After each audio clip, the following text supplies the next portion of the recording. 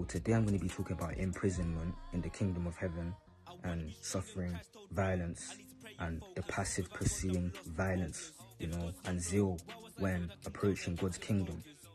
So yesterday I must have went work. Today I must have went to one of my relatives' churches, right? And when you step somewhere and you're just asking God to stabilize your feet, like the atmosphere is so violent, like you're just trying to chill out real quick. And basically what happened is that I sat there just processing deep in life.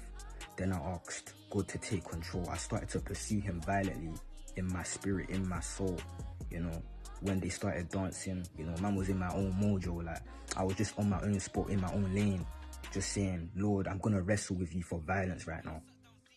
The kingdom of heaven suffereth violence, but the violence take it by force.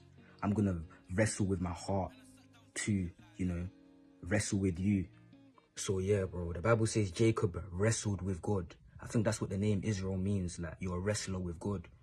And, we need to just stay online with God. Violence, not with hatred, but, just telling God that, Lord, I'm holding on to you.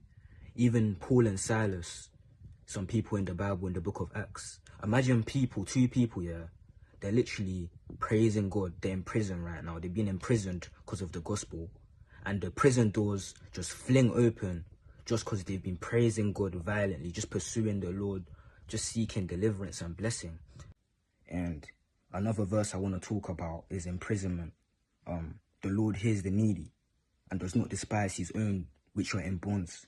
The Bible says if we are children, then we are heirs of God, and co-heirs with Christ, that we share in his sufferings, that we may also share in his glory. So this is why it feels like when you believe in the Lord, sometimes you're imprisoned or you have shackles on your feet. But the Bible also says in Psalm 68:6 that he leads out the prisoners with singing. So what I'm trying to say to you, man, right now, that the Lord is going to give every one of you, man, freedom and breakthrough. The Lord is going to break every shackle, every chain. For where the Spirit of the Lord is, there is always freedom.